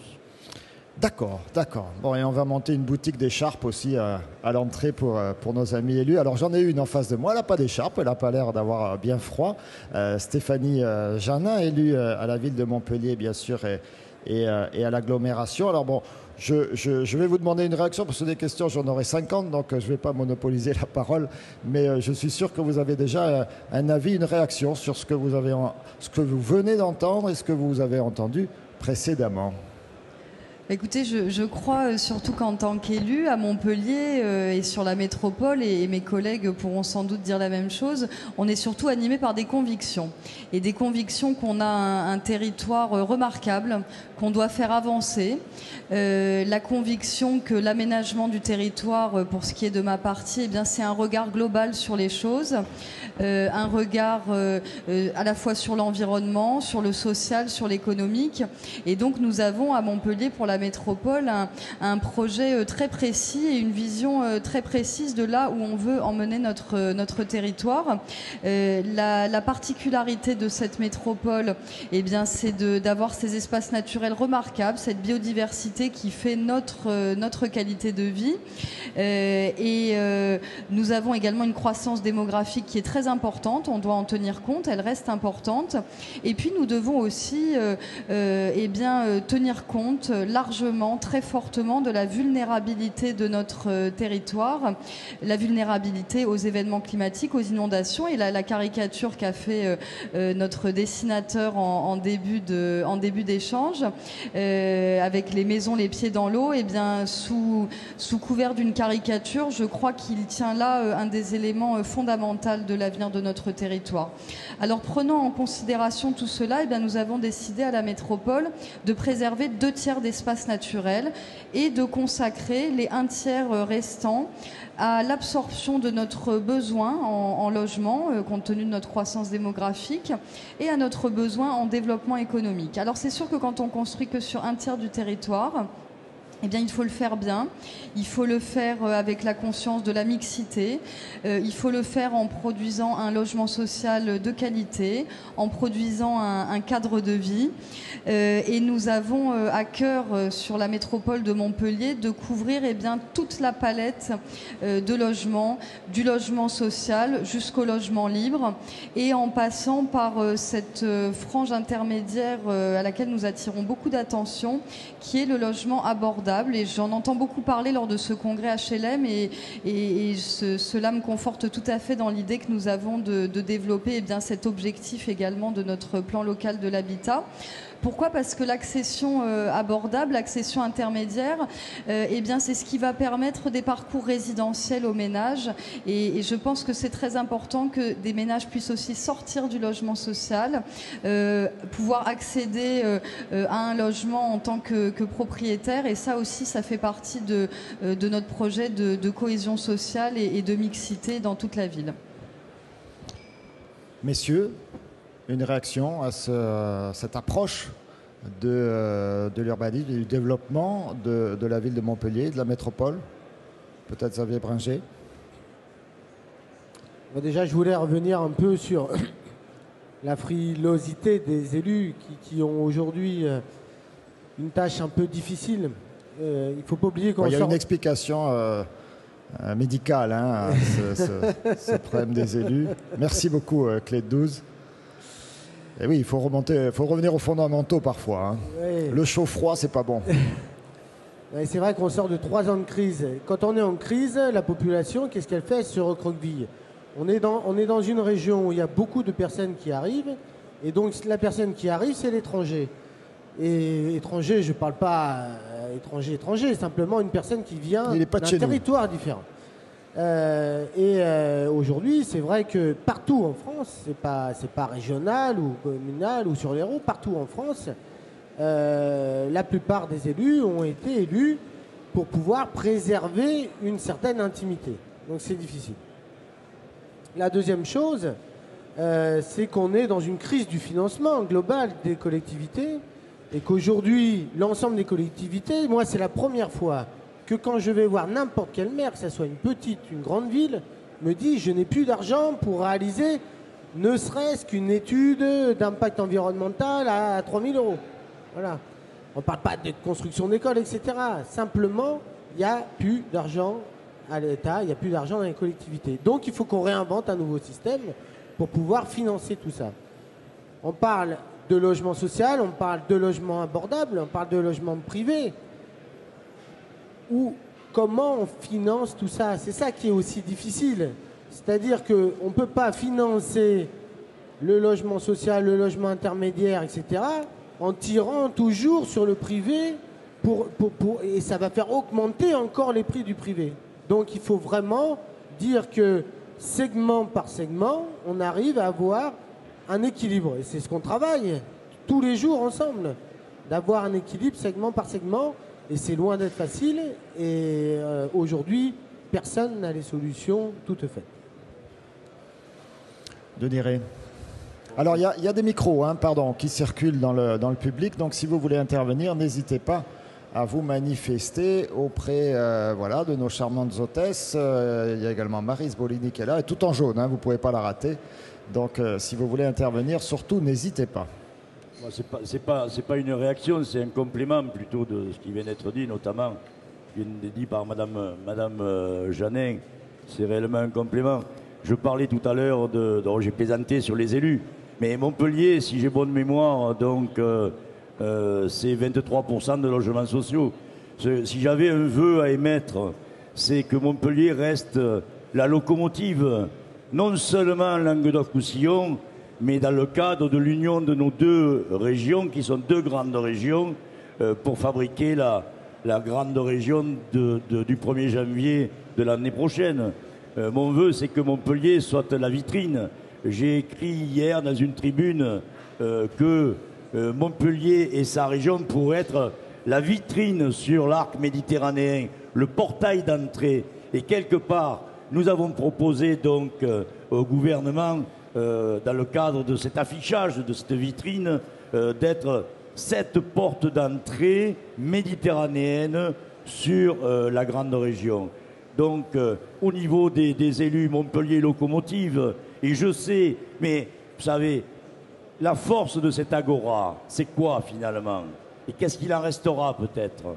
C'est que les gens se croisent, se parlent et trouvent ensemble des solutions. Et la force de Montpellier, la force de la métropole, la force de l'ensemble des collectivités, demain dans cette région, c'est de dire, vous savez, on discute de la loi des finances en ce moment. C'est quoi qui est important? Ce ne sont pas nos petites personnes. C'est que dans la loi des finances, on soit en capacité de préserver l'aide à la pierre. Premier point. Et le président de la République demain, je ne peux pas préjuger de ce qu'il va annoncer, c'est important. Le deuxième point, c'est de préserver, vous en parliez tout à l'heure avec l'APL, ou l'aide au logement dans le privé, c'est l'aide à la personne. Ce qui est important, c'est le reste à vivre. Parce que nous sommes dans une région donc en grande difficulté sur le plan social. Donc, Bercy, entendez bien ce que nous disons. À Montpellier, notre force de frappe, c'est celle-là. Ne foutez pas en l'air un modèle qui marche. Ce modèle est envié par l'ensemble des pays. Nous aurons une grande conférence demain avec nos amis espagnols et nos amis italiens sur habiter en Méditerranée. Ils vont nous dire leurs difficultés. On n'a pas à rougir en France de ce qui se passe. Et si nous, logement social, on y arrive, dans le cadre de la loi, dans le cadre de notre travail en commun indispensable, ça veut dire qu'on pourra faire des VFA, ça veut dire qu'on pourra travailler ensemble, ça veut dire qu'on pourra travailler des mixités, ça veut dire que c'est du boulot pour les entreprises du bâtiment et des travaux publics en particulier. Elle est là, la clé de l'histoire. Et ce qui est important, je conclus là-dessus, c'est pour ça que ce n'est qu'un complément à ce qu'a dit Mme Jeannin, parce que nous sommes totalement en phase, tout ce qui est fait ici sur ce territoire. Soyons et restons la locomotive et du Languedoc-Roussillon et de l'union de nos deux régions. Alors, permettez-moi de filer la métaphore.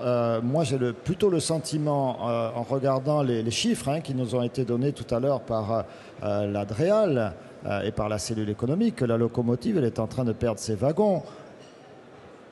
Alors, j'ai en face de moi le président du Conseil général du Gard, Denis Bouad. On va lui donner la parole tout de suite. Alors, il n'a pas vu la première partie, désolé, de la table ronde, mais effectivement, on a fait un tour d'horizon de la conjoncture et du nombre de logements en construction, mise en chantier, vente, etc. Enfin, il y a toute la panoplie. Et il n'en reste pas moins que autant il y a un redémarrage et puis une activité relativement soutenue sur l'aire urbaine de Montpellier, autant sur le reste de la région et curieusement peut-être sur le Gard, ça ne redémarre pas, ça continue même de s'enfoncer. Votre réaction, vous connaissez ces chiffres, votre réaction de Dibouad?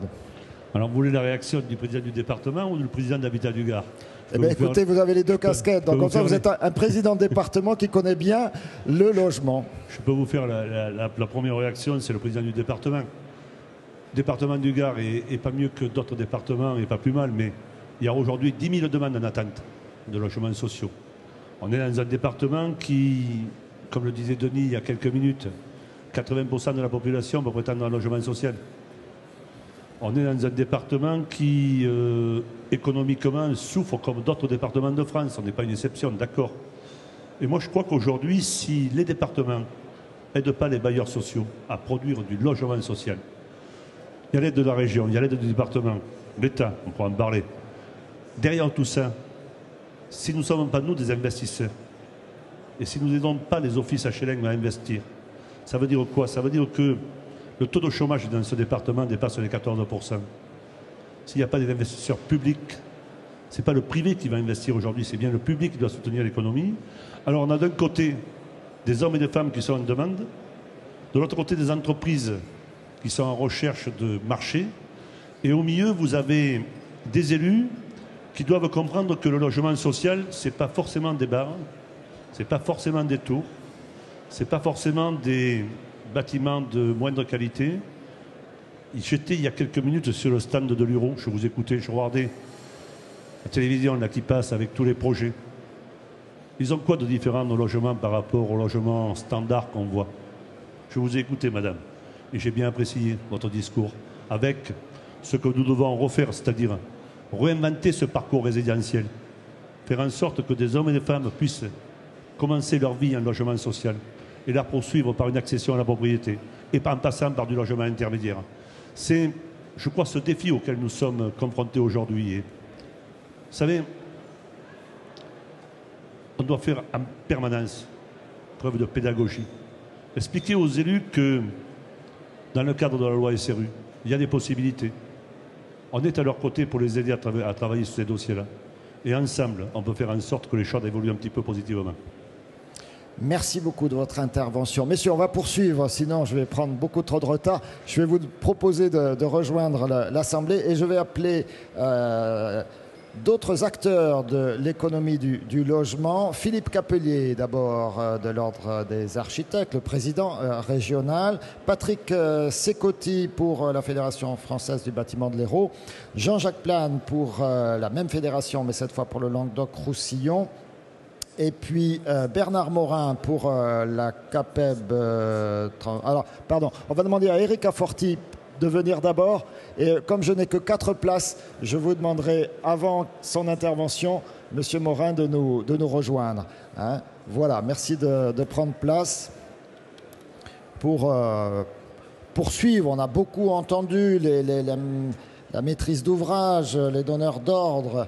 Donc, c'était tout à fait intéressant, tout à fait important. Mais, alors, je ne dis pas qu'on va rentrer plus dans le concret, mais là, on va rentrer dans les chantiers avec les uns et les autres. On va se rendre compte que la situation est parfois extrêmement compliquée, extrêmement difficile. Mais d'abord, avec vous, Philippe Capelier, les architectes, vous me le disiez, Vous n'êtes pas Bercy, évidemment, vous n'êtes pas un service d'une collectivité locale. Vous pouvez néanmoins apporter à la réflexion toute l'intelligence du corps des architectes. Et qu'est-ce que vous proposeriez aujourd'hui à tous ces acteurs du logement pour mettre de l'huile dans les rouages, voire peut-être pour faire de l'innovation en la matière. On a envie de vous écouter. La question du manque de logement est une question cruciale qui n'a pas une seule réponse. Il y a autour de cette table, il y a dans cette agora de nombreuses et vraies compétences dans le domaine technique, dans le domaine fiscal, dans le domaine bancaire. Je pense que nous, les architectes, nous devons être un peu le think tank de la construction sociale et essayer d'imaginer, d'apporter des idées qui renouvellent un petit peu la réflexion, c'est-à-dire d'étendre la réflexion de cette question du logement à des idées peut-être inattendues. Autrement dit, je vais vous en citer quelques-unes. Par exemple, s'il est effectivement évident qu'il faut densifier la ville avant de consommer des espaces naturels, néanmoins, il faut peut-être imaginer aussi les possibilités de villes nouvelles, ex nihilo, de trouver comme ça des fonciers qui ne soient pas agricoles, qui puissent être une deuxième ouverture, une deuxième opportunité pour libérer de nouveaux fonciers et pour imaginer de nouvelles solutions. Ce concept de ville nouvelle a été un apport véritable dans la construction en France. Il mérite, ce concept de ville nouvelle, d'être peut-être renouvelé. Étant donné bien sûr la question des déplacements, étant donné aussi la modernisation des déplacements par le tramway par exemple. L'autre chose, je pense, c'est qu'une des questions fondamentales du logement social en particulier, c'est son coût. On sait bien ce qui impacte le coût du logement. De mon point de vue, revenir sur des exigences comme l'accessibilité aux handicapés ou des performances énergétiques, revenir sur ces normes serait régressif. Néanmoins, il y a peut-être une façon de réinterpréter ces normes de façon plus libre, en laissant plus d'initiatives aux concepteurs, de telle sorte à les alléger. Par exemple, pour le thermique, exiger des résultats, quelles qu'en soient les méthodes. Pour l'accessibilité aux personnes handicapées, promouvoir plus l'adaptation facile des logements qu'imposer des normes de surface ex nihilo. D'autre part, je pense qu'il faut aller jusqu'au bout de la réflexion et se dire au fond, est-ce qu'il n'existe pas ailleurs d'autres pistes qui pourraient nous être utiles? Et là, j'aimerais en citer deux différentes. Il y a, par exemple, au Japon, des exemples d'architecture, de micro-architecture, c'est-à-dire où on travaille sur des échelles beaucoup plus petites, on répond aux besoins de logement avec des surfaces moindres, donc un coût de construction qui est différent et qui peut correspondre non pas à toutes les populations, mais par exemple à des jeunes, c'est-à-dire leur offrir des logements adaptés à la vie d'aujourd'hui. L'autre chose auquel je pense aussi, c'est des tentatives de construire pour les plus pauvres. Je pense en particulier à deux architectes différents. Il y en a un, c'est Francis Kéré, qui est un architecte burkinabé, mais qui a une agence à Düsseldorf. L'autre, je pense à Rural Studio, qui est un studio aux États-Unis, où ce sont des gens qui construisent vraiment pour les plus pauvres.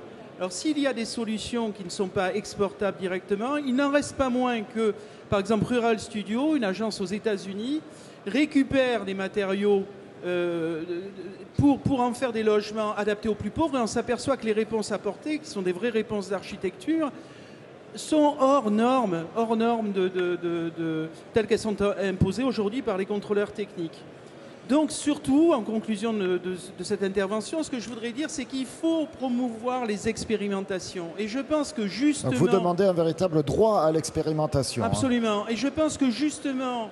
le logement social qui est un service public et qui n'a pas cette angoisse de la rentabilité immédiate de ce produit pourrait être le lieu d'expérimentation, non pas systématique, mais chaque année, par exemple, de grands offices d'HLM pourraient promouvoir une opération de type 40, 30 logements sur lequel on expérimente des solutions nouvelles, on essaie de s'exonérer d'un certain nombre de contraintes pour essayer de voir s'il existe d'autres solutions. Et je pense que ces solutions existent. Est-ce que le message passe? Est-ce que vous avez des échos, des retours, justement, des bailleurs sociaux que vous rencontrez?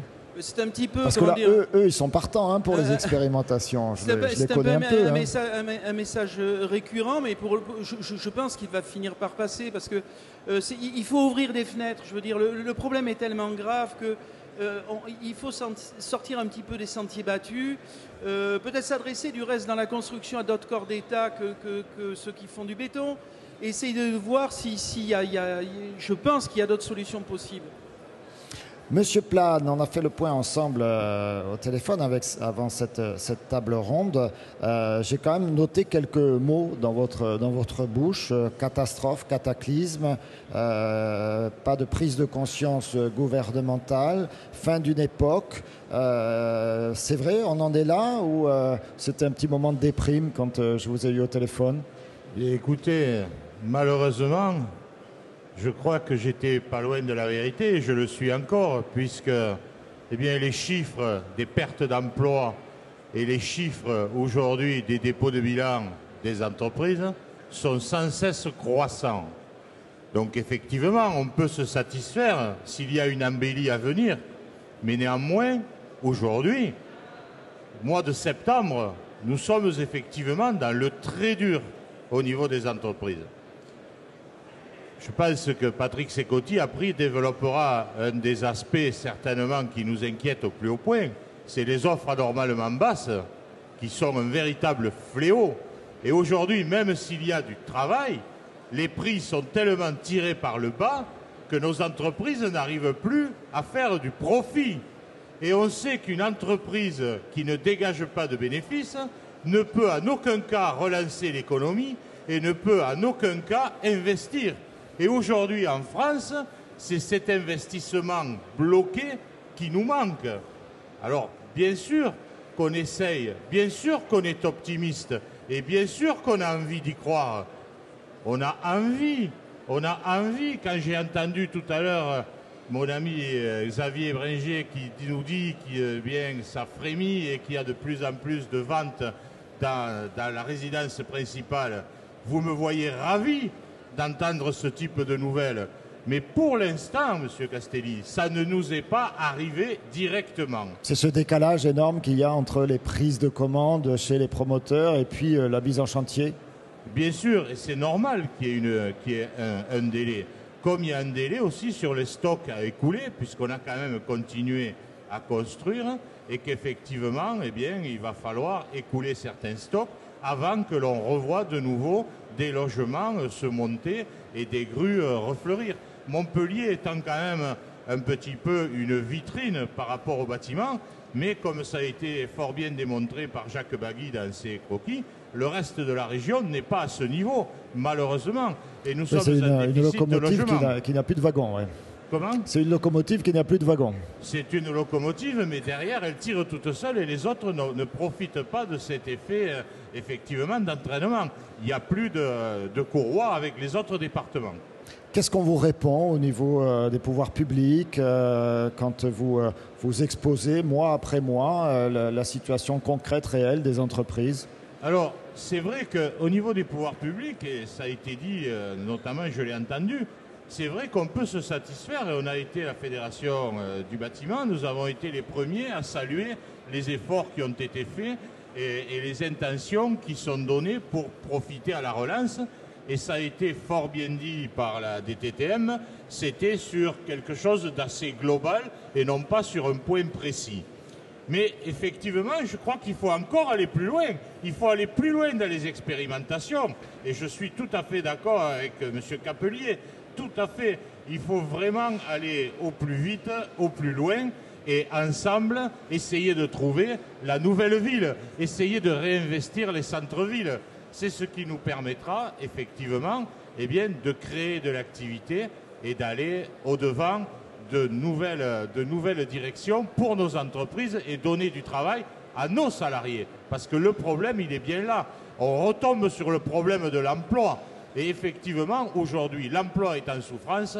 Et pour moi, cette agora, c'est l'occasion de dire faisons travailler nos entreprises, faisons travailler nos salariés ensemble pour que l'on puisse, et assurons-nous que ce sont bien nos entreprises et nos salariés locaux qui profitent des efforts que nous pouvons faire.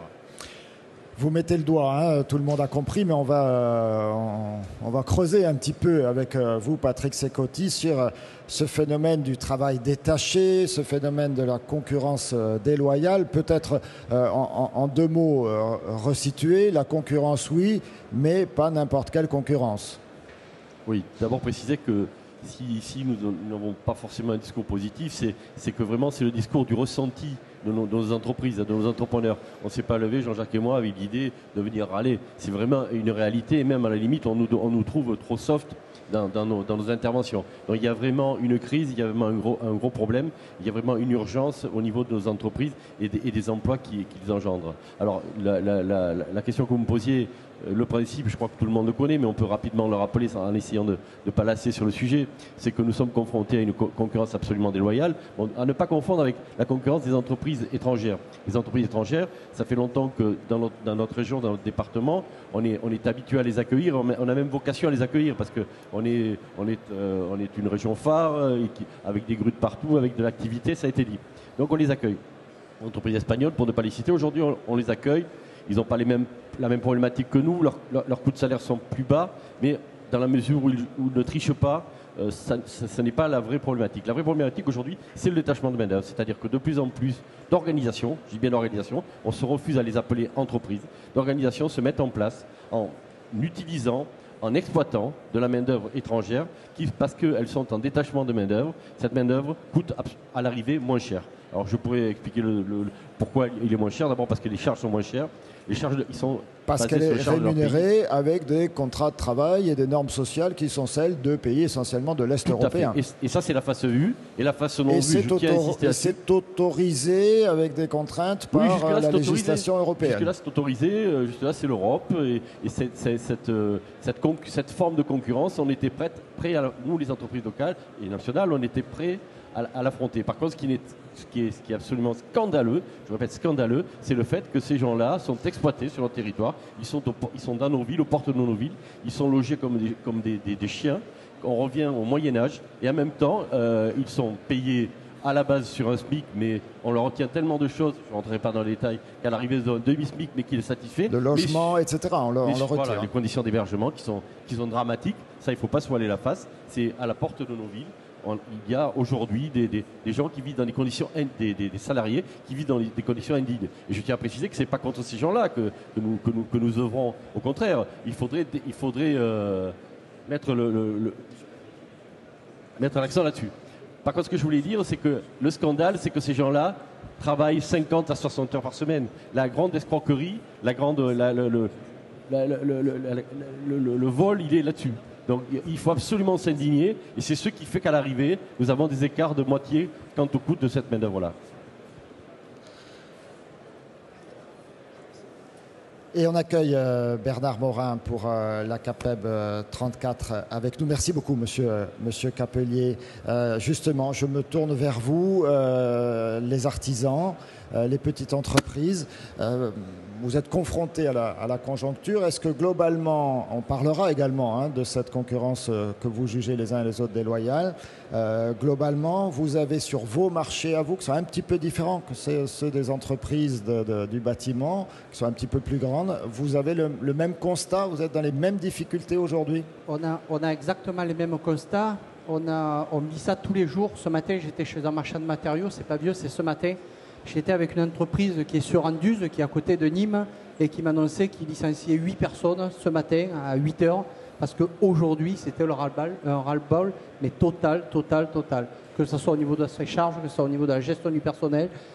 Aujourd'hui, le président Plagne l'a dit tout à l'heure, c'est un ras-le-bol général, mais c'est plus qu'un ras-le-bol. Aujourd'hui, les entreprises se plient. On était à la caisse des congés payés vendredi dernier. Les chiffres sont encore déplorables, notamment dans les PO où ça s'est accentué sur les 6 derniers mois. Ça a continué au niveau du Gard. Les autres départements se maintiennent, mais c'est vraiment faible. On se contente, souvent j'ai coutume de dire, du négatif dans le négatif. On arrive à trouver du bonheur quand on arrive à avoir un point de plus, sans penser que l'année dernière on était à moins 35 par rapport à la même époque. Donc je trouve que c'est l'arbre qui cache la forêt.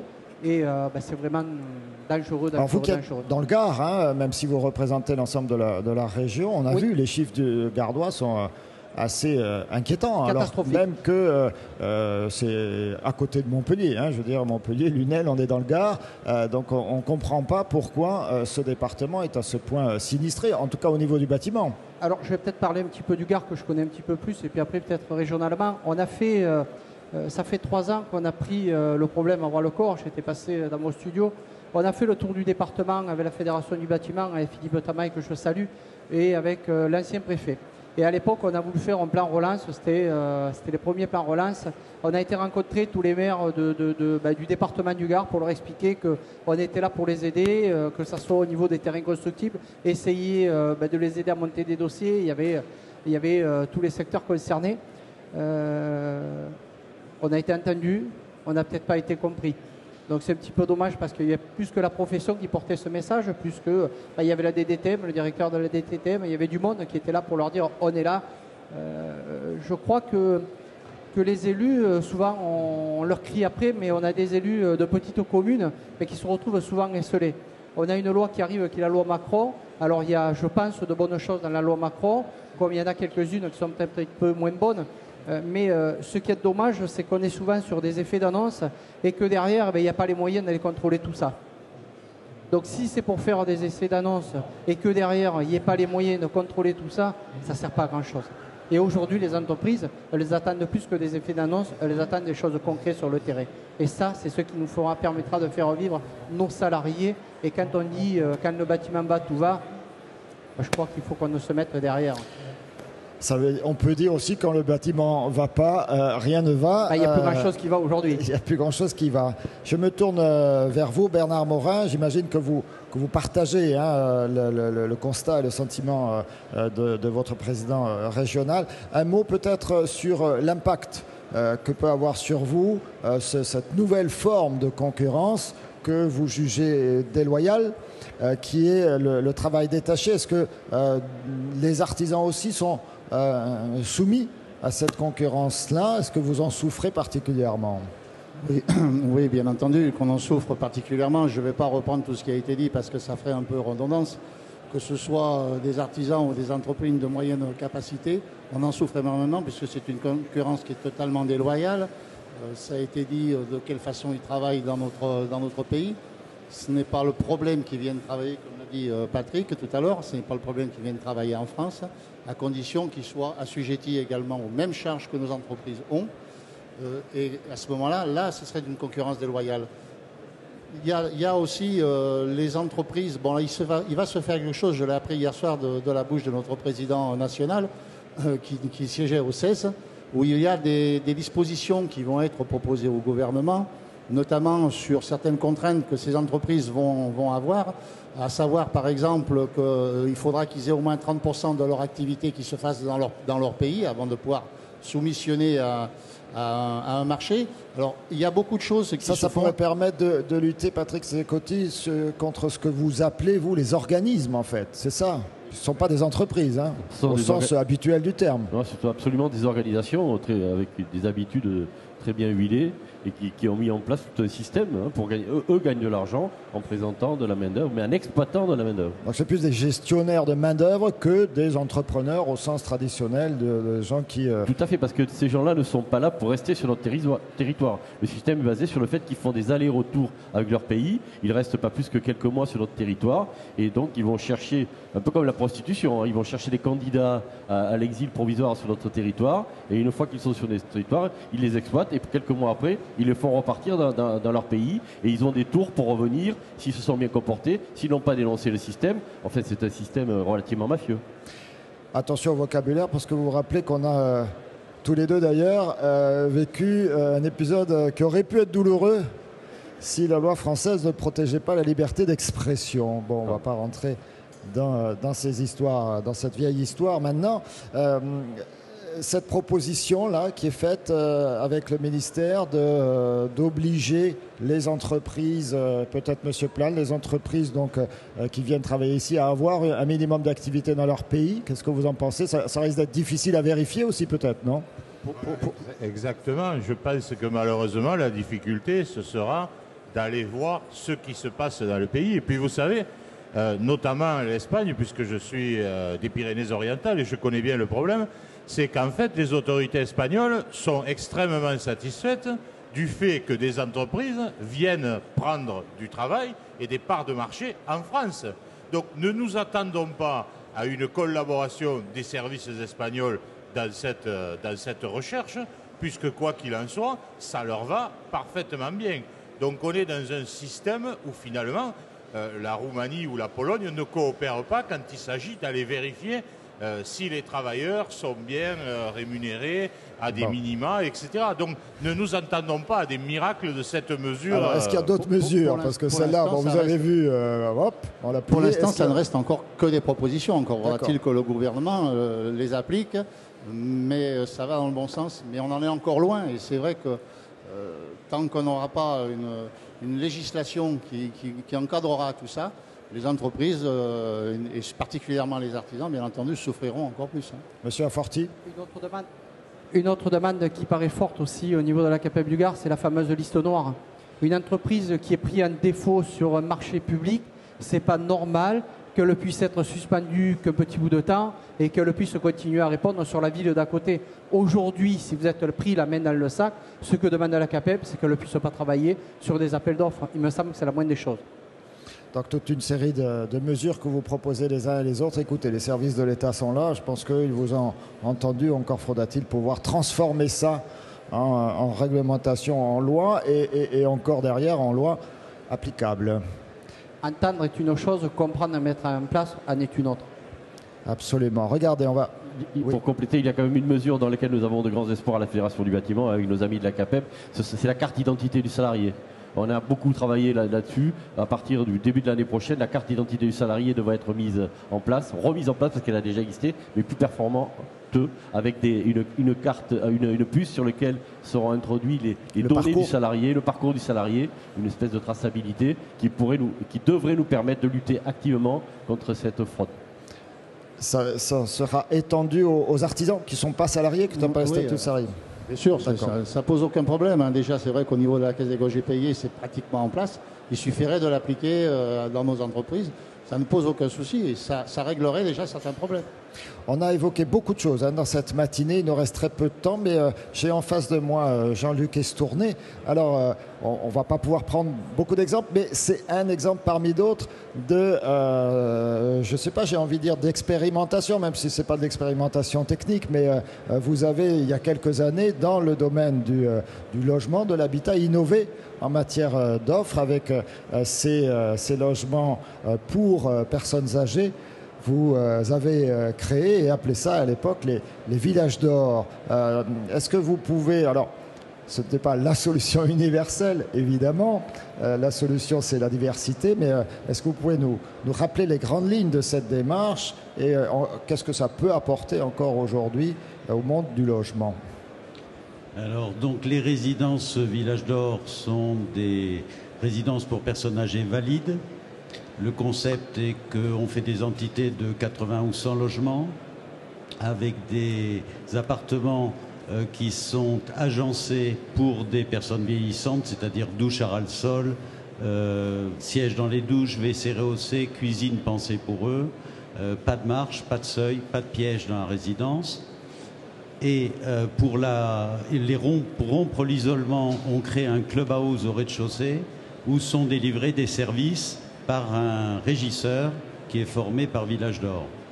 Ce type de concept fonctionne bien.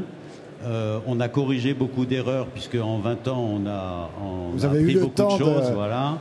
On gère là une quarantaine de résidences en France, donc on a du recul, on a nos propres statistiques et on s'est aperçu que la chose la plus importante, c'est que la population qui est intéressée pour entrer dans nos résidences a peu de moyens.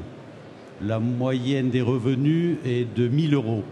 Donc il a fallu adapter ces concepts pour que les personnes âgées puissent rentrer chez nous et y habiter.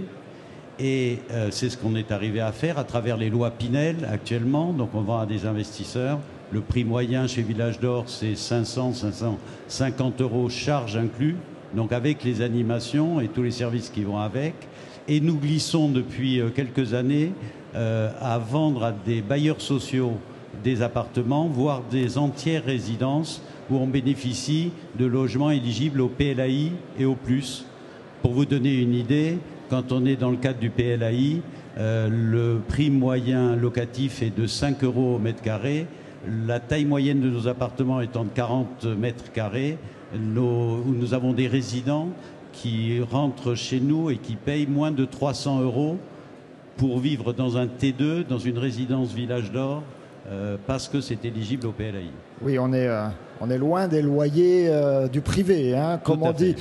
Parmi les débats qui ont lieu, hein, notamment ici sur cette agora, mais plus globalement au sein de ce monde du logement, il y a celui sur les réglementations. Alors tout à l'heure, on avait M. Capelier qui disait attention, on a mis en place des réglementations, en supprimer, ce serait très souvent régresser. Vous, donc, vous travaillez avec cette population fragile, hein, physiquement. Est-ce que pour vous, ces réglementations sont des lourdeurs, des contraintes ou au contraire des atouts, peut-être, en tout cas des choses nécessaires? Alors nous, de toute façon, nos résidences utilisaient ces réglementations avant qu'elles soient obligatoires, puisqu'elles sont faites pour des gens qui ont une mobilité réduite, donc on s'en sert à plein, c'est bien. On est plus handicapé actuellement par la frilosité des DDTM en ce qui concerne les financements pour les logements sociaux et les services des préfectures qui sont un peu frileux dans le cadre du logement social pour faire cette ségrégation où on ne met évidemment dans nos résidences que des personnes âgées. C'est dommage. C'est bien dommage. On va donner le micro à Stéphanie Janin qui voulait réagir, mais avant cela, Monsieur Plane, s'il vous plaît. Bien, écoutez, je voudrais apporter quand même un témoignage. En tant que président régional de la Fédération du bâtiment, un de mes rôles et de mes missions, c'est de créer effectivement de l'activité pour les entreprises. Et je dois dire que j'ai été fortement surpris dans le logement social de voir tous les freins et toutes les barrières qui peuvent être mises en place pour l'innovation et pour rendre certaines résidences et certains programmes intelligents. On a des personnes, et Jean-Luc Estourné en est la démonstration, qui mettent des choses en place pour les personnes âgées. Eh bien, c'est une complication extrême pour obtenir toutes les autorisations et pour arriver à rendre ces programmes viables. Bien, aujourd'hui, je voudrais en profiter, puisqu'il y a des DTTM, il y avait Monsieur le Préfet, il faut absolument aider à ces niches que sont aussi les résidences hôtelières à vocation sociale, que sont aussi les résidences étudiants et que sont bien entendu les résidences seniors. Ce que l'on veut, c'est développer du service, de l'activité, et le logement social doit être une locomotive. Et ce coup-ci, Monsieur Castelli, il y aura des wagons derrière. On va raccrocher les wagons. Merci de votre intervention. Messieurs, je vous propose de descendre. Je vais appeler pour la conclusion Jean-Claude Depoisier, Didier Kruger, mais également Denis Rey. Et la parole est à Stéphanie Janin. Pardon. Oui, je crois que les différents acteurs constatent aujourd'hui une reprise du marché de l'immobilier et je crois qu'on peut évidemment s'en réjouir. À Montpellier et sur la métropole de Montpellier, nous avons des chiffres qui sont extrêmement encourageants et qui vont d'ailleurs un petit peu à l'inverse de la tendance nationale, puisqu'on a enregistré plus 75% de ventes et plus 75% de mise en chantier au premier semestre 2015 par rapport au premier semestre 2014.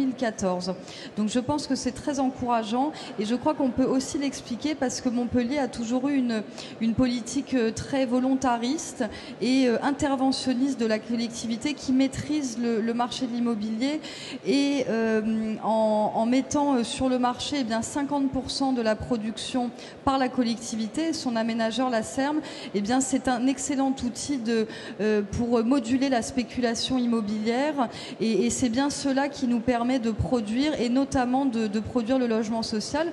Et je voulais rappeler la longue tradition de production de logement social à Montpellier qui a commencé dans le quartier Antigone lorsque Georges Frêche a imposé 30% de logements sociaux. À l'époque, la loi SRU n'existait pas et c'était déjà extrêmement ambitieux et on s'inscrit aujourd'hui encore dans cette tradition en ayant une commande sur 30% de logements sociaux sur tous les quartiers qui sont lancés. Voilà, je vous remercie. Merci, on a bien compris La conclusion d'aujourd'hui, je ne vais pas la faire à votre place, mais il s'agit bien de raccrocher les wagons derrière la locomotive Montpellier qui démarre ou qui redémarre. Alors, vous êtes toujours frileux. Ils sont un petit peu nerveux. Ils vont nous mettre le feu à force, clé de 12, là. Messieurs, allez, la conclusion, c'est donc pas à moi de la faire. Je vous la laisse. Je commence avec vous, Denis Rey. Pourquoi moi Ma conclusion sera assez simple et rapide. Vous êtes mauvaise langue de dire qu'on en a pour une petite demi-heure.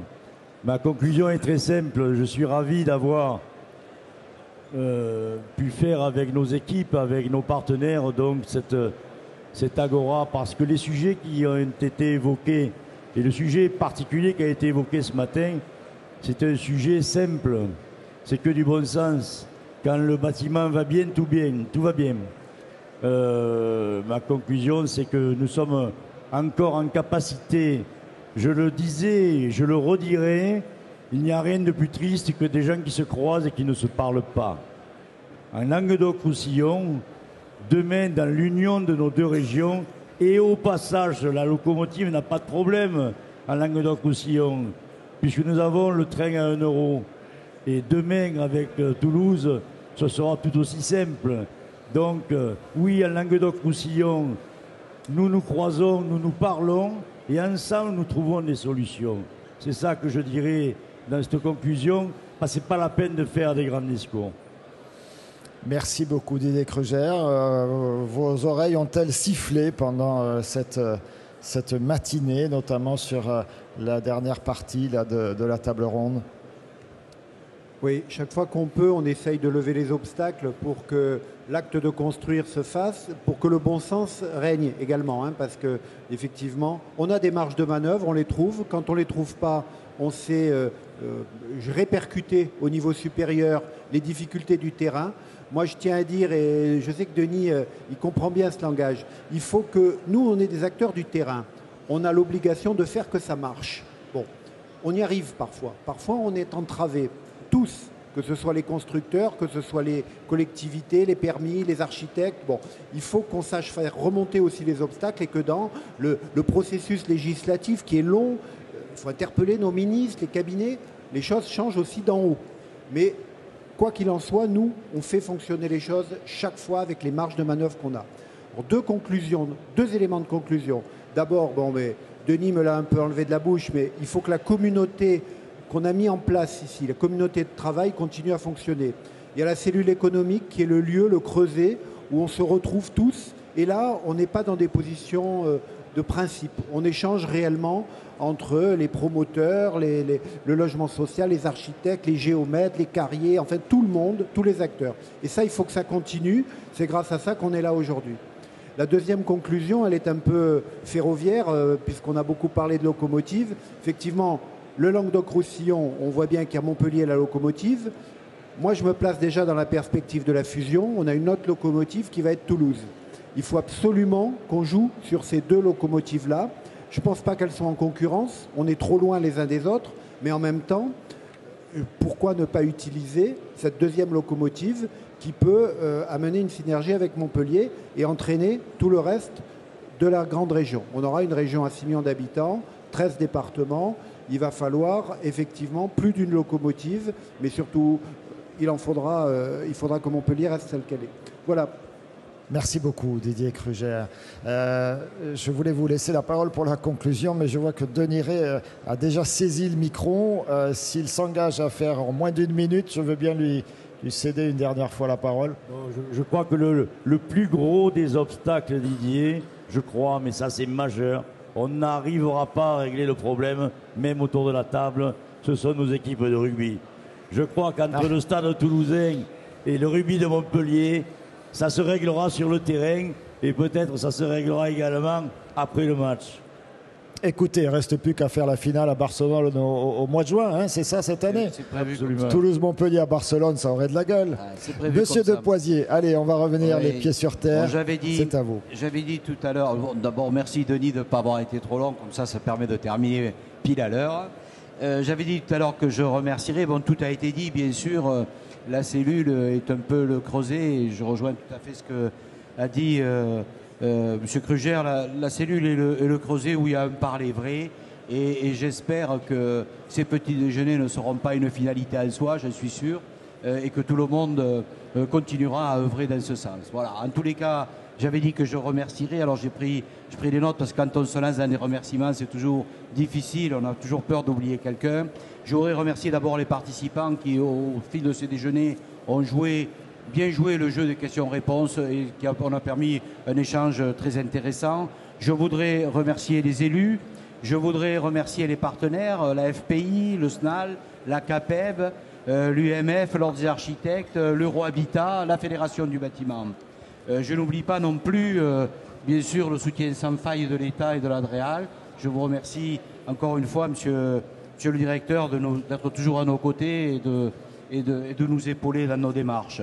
Voilà, j'espère que cette aventure ne se terminera pas et que nous continuerons à réfléchir ensemble pour œuvrer à la fois pour le bâtiment, bien sûr, ça c'est notre côté entreprise, mais aussi pour les logements dans notre région qui font défaut pour partie, et donc j'espère qu'on continuera à œuvrer ensemble de cette façon-là. Voilà, merci à tous. Merci beaucoup Jean-Claude Poisier pour cette conclusion. Je crois qu'on peut applaudir effectivement tous nos intervenants ainsi que l'organisation. Merci à tous.